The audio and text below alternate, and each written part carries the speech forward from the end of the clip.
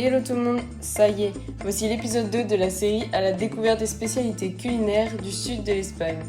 Pour tout bien comprendre, je vous conseille d'abord de regarder l'épisode 1 qui explique un peu le contexte de ce voyage. À travers ce vlog reportage, je cherche pas à vous parler uniquement de la cuisine locale, mais plutôt d'un point de vue global. De comment vivent les gens, quelles sont leurs habitudes de consommation et pour quelles raisons. Je cherche aussi à questionner la provenance de l'aliment et sa qualité, ou encore comment font les personnalités contemporaines pour réinventer des recettes antiques. C'est donc un voyage complet autour de l'aliment que je vous propose. Si ça vous intéresse toujours, je vous laisse avec la suite. Bonne vidéo! Les gars, c'est J-3 avant mon départ au voyage. Je suis pas sûre, mais je crois que je commence un peu à stresser. Genre, je m'en veux un peu d'avoir fait un peu à l'arrache. Mais ça va très bien se passer.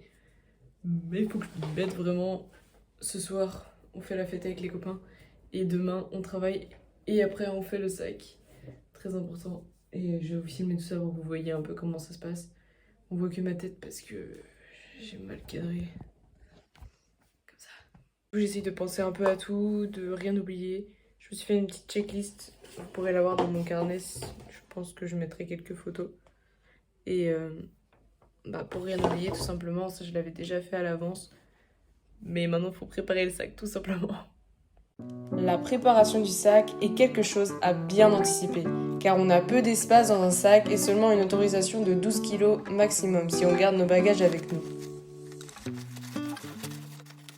Nous voilà enfin au jour J. J'essaie de rien oublier, de penser à tout ce dont je pourrais avoir besoin. Trousse de toilette, mouchoir, anti-moustique, short, matériel audiovisuel, maillot de bain, papier d'identité, avant de enfin fermer le sac. Me voilà partie dans cette folle aventure, seule face à cette étendue de nuages. Le spectacle est magnifique. Je suis fascinée par la beauté de cette mer de nuages. Je suis pas encore arrivée, mais évidemment, les dégustations commencent déjà. Je me suis acheté un sandwich au poulet et avocat et un petit muffin. Et là, je commence à faire déjà les premières dépenses. Je suis à Amsterdam et j'ai une correspondance pour aller jusqu'à Malaga. Donc là, je dois attendre 3 heures à l'aéroport avant de pouvoir prendre un autre avion. Donc je vais m'occuper un peu, commencer à écrire des petites choses dans mon carnet de départ. Et puis voilà.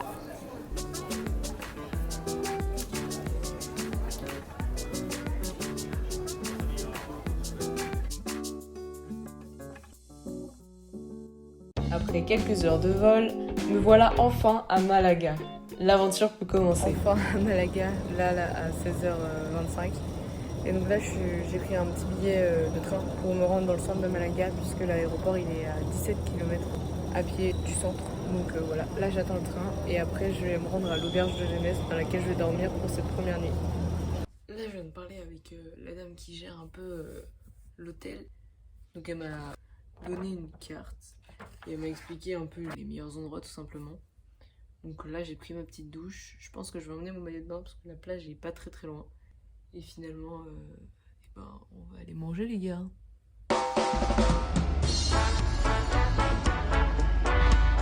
Je découvre pour la première fois cette ville. J'arpente les rues et tombe sur le Parque del Gibraltar. Sur le port, l'ambiance est agréable et joyeuse.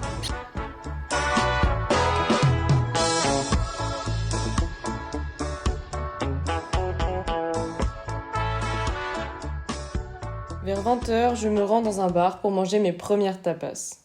Je sais, c'est beaucoup trop tôt pour un espagnol, mais j'étais pas encore acclimatée. Le serveur me conseille los boquerones en vinagre et je choisis un gazpacho pour un peu de fraîcheur. Le gazpacho peut se déguster avec des tomates, poivrons et oignons coupés en morceaux, comme c'est le cas dans ce restaurant. Sur la table d'à côté, je discute avec 2 personnes originaires du Portugal. Aquí en Andalucía, cualquier sitio, vas a las 10 o a las 11 y encuentras un tío para comer.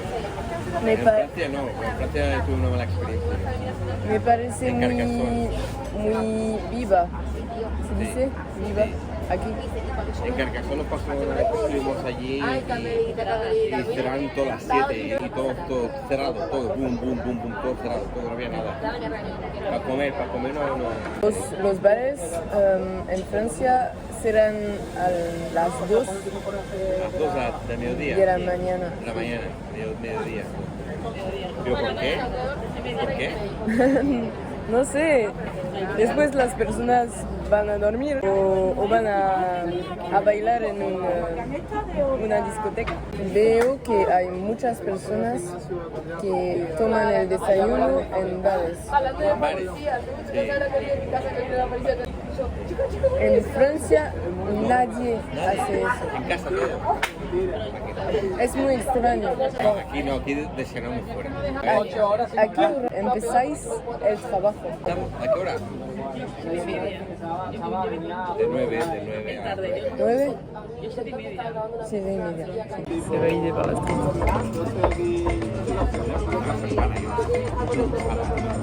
¿Están buenos lo que hacéis? ¿Están buenos? ¿Funcionales? ¿Buenos?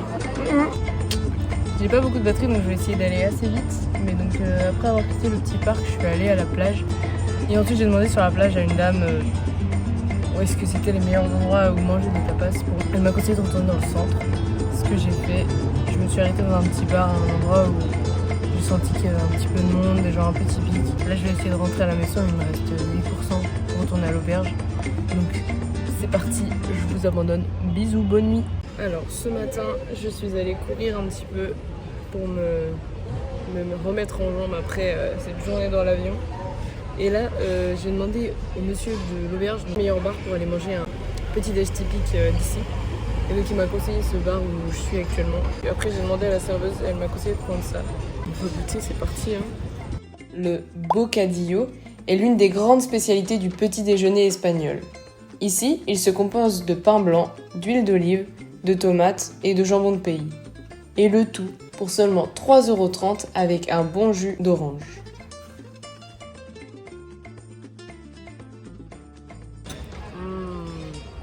C'est un vrai jus d'orange pressé, trop bon. Les gars, c'est vraiment hyper bon. En fait, le petit goût d'huile d'olive, il est incroyable. La ville s'éveille tranquillement. Les Espagnols se retrouvent dans les bars pour el desayuno, autrement dit le petit déjeuner, et les personnes âgées se retrouvent sur les bancs des grandes places pour discuter et simplement observer ce qui les entoure. Au hasard des chemins, je croise un homme qui chante. Je vous laisse profiter de la douceur de son chant.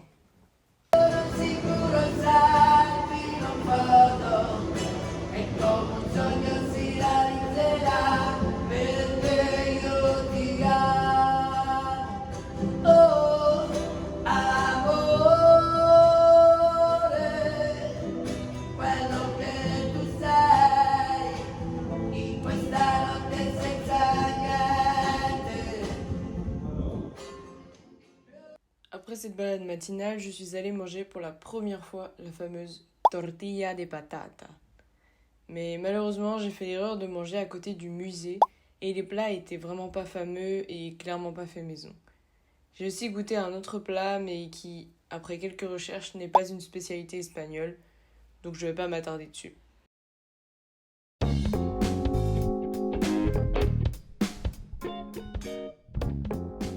Plus tard dans l'après-midi, je retrouve Alba, mon premier contact. Elle vit avec Fernando dans les hauteurs de Nelja, au milieu des plantations d'avocats. J'ai ensuite rencontré à la plage José et Mathilde, deux sacrés personnages dont vous entendrez parler à de nombreuses reprises dans les jours à venir. Tous ensemble, nous sommes allés boire un verre et manger des tapas. J'ai découvert plein de choses. Las croquetas, c'est plus ou moins un mélange de béchamel et d'un autre élément, donc par exemple poulet, jambon, épinards, qui est ensuite pané et frit. El queso en abodo. En fait, c'est plus ou moins du poisson avec un enrobage de farine fait exprès et pour ensuite être frit. Los espetos, dont je vous parlerai un petit peu plus tard dans la vidéo, et le fameux tinto de verano. En fait, le tinto de verano, c'est un mélange entre du vin rouge et de l'eau gazeuse ou bien la limonade. En été, cette boisson, elle est autant consommée que la bière, par exemple. Cette soirée, en compagnie de ces personnes, c'est aussi l'occasion d'apprendre plein de choses sur l'histoire espagnole. Le sud de l'Espagne a longtemps été une région pauvre, une région de bergers. C'est pourquoi les ingrédients de base de la cuisine sont simples et se conservent bien. On retrouve donc beaucoup de plats avec de l'huile d'olive, des patates, des tomates et le pain. Aujourd'hui, Alba travaille, donc elle me laisse dans le centre de Nerja pour que je découvre la ville. Je profite de la plage et j'écris quelques lignes dans le carnet de route. 15h30, heure de pointe. Les Espagnols rentrent du travail. Si les Espagnols mangent si tard, c'est parce que leurs horaires de travail sont différents des nôtres. Par exemple, Alba termine à 15h. Tout cela est la conséquence d'une chaleur qui empêche de travailler en été.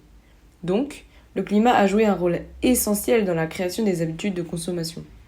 Je profite de la sieste pour commencer à travailler sur le reportage. Le soir, nous nous rendons à l'anniversaire de Anna. L'occasion rêvée pour moi de découvrir de nouvelles recettes. Poivrons grillés, patates, sardines à la plancha, tomates, boquerones. En voici l'illustration en images.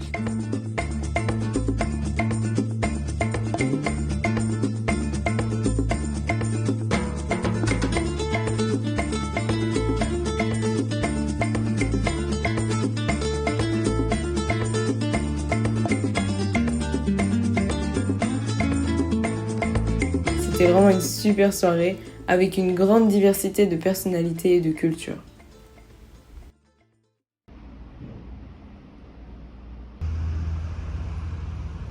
Ce matin, je découvre l'un des plus beaux villages d'Andalousie, Frigiliana.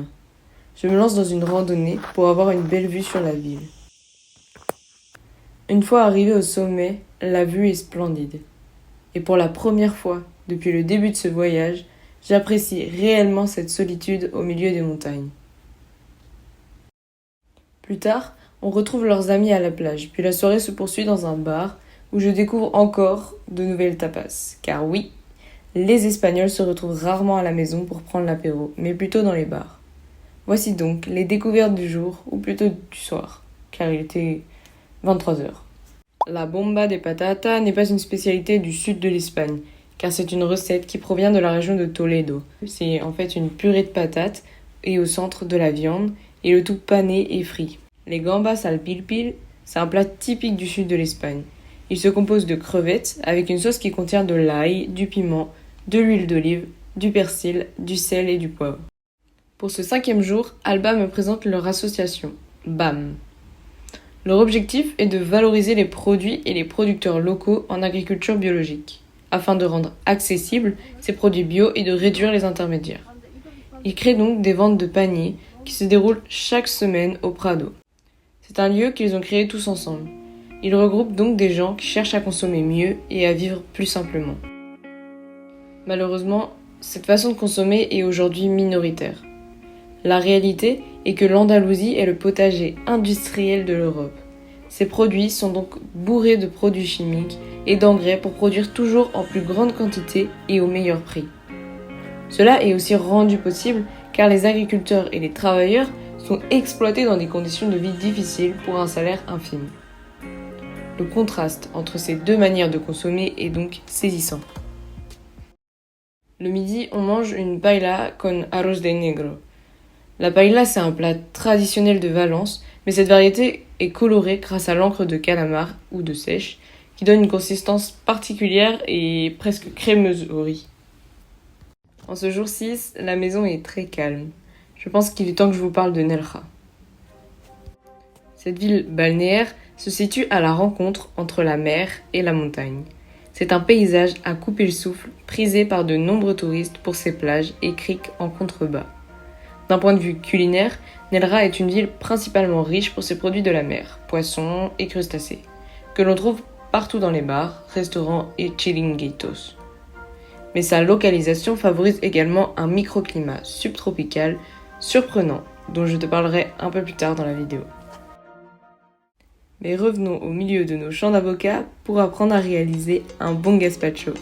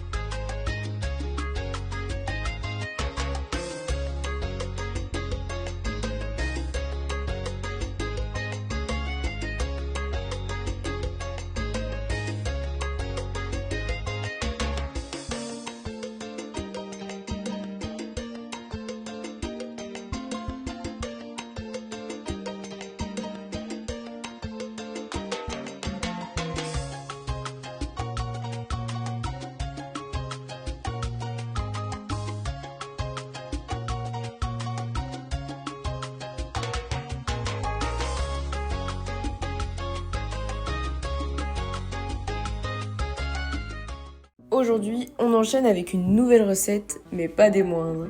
José m'apprend à réaliser la fameuse tortilla de patata. Premièrement, il faut frire les patates dans un grand volume d'huile. Pendant ce temps, tu peux commencer à mélanger 4-5 œufs avec une petite lichette de lait. Ça, c'est pas vraiment dans la recette originale, mais bon, c'est la version de José. Ensuite, tu coupes les oignons et ou les poivrons. Ici, on a fait une tortilla avec des poivrons et l'autre avec des oignons. Tu les fais revenir dans un petit volume d'huile et une fois que les patates sont cuites, tu peux les sortir de l'huile.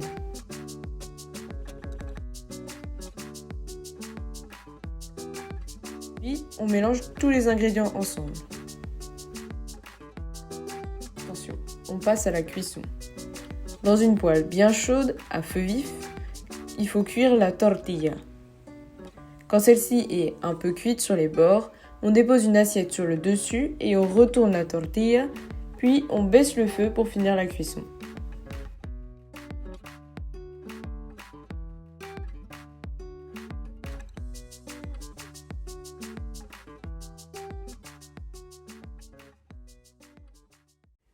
Comme chaque jour, après manger, a lieu la sieste.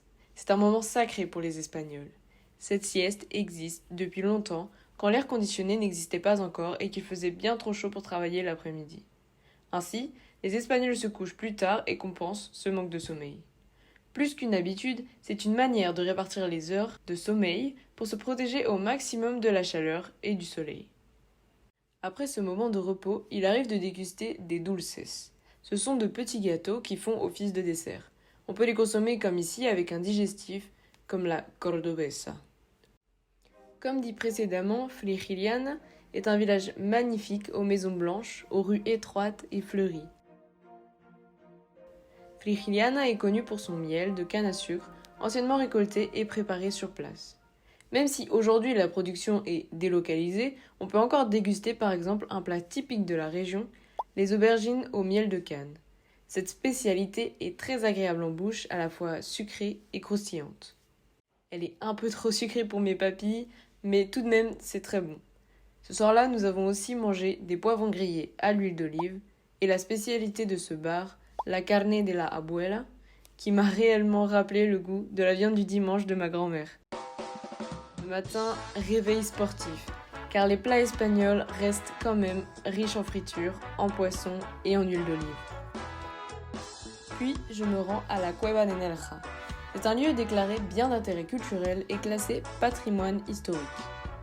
Malgré la magie du lieu, je le trouve un peu trop touristique et donc il perd un peu de son charme.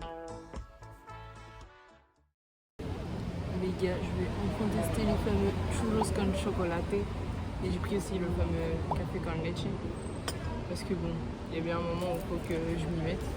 Finalement, j'ai bien aimé le café con leche parce que le lait prend une grande place, donc il est bien plus doux que le café français. Le chocolat, quant à lui, était très épais avec un bon goût de chocolat noir. Malgré tout, cela reste un petit déjeuner assez lourd. C'est incroyable.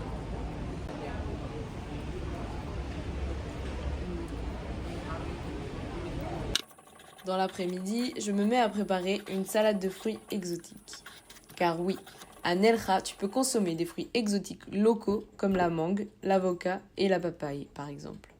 Cela est rendu possible grâce à la présence d'un microclimat subtropical qui permet une culture unique en Europe et une température moyenne annuelle de 20 degrés. Si bien que ces produits utilisés dans la cuisine locale sont maintenant considérés comme spécialité de la région. En ce jour 9, je change de famille pour rejoindre Sophie à Algarrobo Pueblo. Nous nous rendons dans un chiringuito. Ces petits restaurants, toujours situés sur ou à côté des plages, proposent toujours un grand choix de poissons et fruits de mer. Mais la grande spécialité de la région reste los espetos de sardinas. Traditionnellement, les sardines sont embrochées sur un pic en bois d'olivier ou de canne, une à une. Après avoir ajouté un peu de sel, la brochette est cuite au-dessus des braises d'un côté, puis de l'autre. Les plus équipés possèdent des barques sur un pied pivotant qui leur permettent d'exposer le feu au mieux en fonction du vent. Le lendemain, pour le petit déjeuner, Sophie a acheté le nécessaire pour réaliser un bocadillo dans l'une des multiples petites boutiques que l'on retrouve dans chaque ville. Les Espagnols les appellent las tiendas de barrio ou el chino, qui signifie tout simplement le chinois. Ce sont quasiment toujours des petits espaces qui contiennent un nombre incalculable de produits différents à des prix très variables. Ils possèdent des amplitudes horaires souvent bien plus grandes que les supermarchés. C'est donc dans ces boutiques de quartier que se rendent les Espagnols pour acheter un produit de dernière minute. Dans l'après-midi, Sophie m'offre ce biscuit qui s'affiche à l'écran. Cela s'appelle una torta de aceite et c'est une spécialité d'Algarrobo Pueblo. Dedans, il y a de l'huile d'olive, de la farine, du sucre, de la cannelle, de l'anis, des amandes et de la levure. Et voilà. Du coup, maintenant, c'est moins épicé qu'un pain d'épices. J'avais pas senti l'anis. Les gars, je marche dans la rue depuis tout à l'heure de Algarrobo Pueblo et j'ai croisé des petites dames, donc je leur ai posé la question de pourquoi il y a de l'eau partout, à chaque fois au pied des portes, des maisons. Et elles m'ont expliqué qu'en gros, tout le monde fait ça ici pour pas que les animaux, genre les chiens ou les chats, ils fassent pipi devant leur porte. Voilà, petite anecdote comme ça, flash. Les petites dames étaient trop mimi, elles m'ont proposé de venir chez elles si je reviens en Espagne. Mais c'est trop dommage que je reste pas plus longtemps à Algarrobo parce que sinon j'aurais trop pu rester avec elles. Elles m'auraient montré plein de choses, je suis sûre. Le soir, nous allons dîner de nouveau dans un chiringuito avec ses amis. Je découvre donc de nouveaux plats. Comme partout, on retrouve des assortiments de friture. Grâce à ses nombreux kilomètres de côte, le sud de l'Espagne est très fameux pour le poisson en général. Mais on retrouve très souvent la version frite en tapas ou cuite à la plancha. Sinon, je découvre le calamar en aceite et le pulpo a la gallega. Autrement dit, c'est tout simplement du poulpe et des patates avec de l'huile d'olive et l'assaisonnement. Enfin, je goûte las natillas caseras. C'est un dessert typique de toute l'Espagne. Pour les fins connaisseurs, c'est plus ou moins comme une crème pâtissière à la cannelle, avec à la fin sur le dessus un petit biscuit. Après une bonne nuit de sommeil, pour le petit déjeuner, je prépare une salade de fruits exotiques avec les fruits offerts par Alba. Il est déjà temps de repartir pour de nouvelles aventures. Je fais un bout de route avec Sophie, puis en blablacar avec José Luis, et mon objectif en ce jour 11 est de rejoindre la région de Murcia pour rencontrer de nouvelles familles et découvrir de nouvelles spécialités culinaires. J'espère que la vidéo elle vous aura plu. En tout cas, moi j'ai pris beaucoup de plaisir à la monter. C'est incroyable de revoir tous ces souvenirs et d'en tirer plein de conclusions, de trier les informations. C'est vraiment un super moment à passer. J'espère en tout cas que le boulot que j'ai réalisé vous plaît. Sinon, vous pouvez regarder l'épisode 1 si jamais vous ne l'avez pas vu. Et n'hésitez pas à vous abonner pour me soutenir dans cette aventure. Il y aura encore 2 épisodes qui vont sortir. Petit à petit, le montage prend du temps. See you soon, les guys. Abonnez-vous. Bisous. Bisous.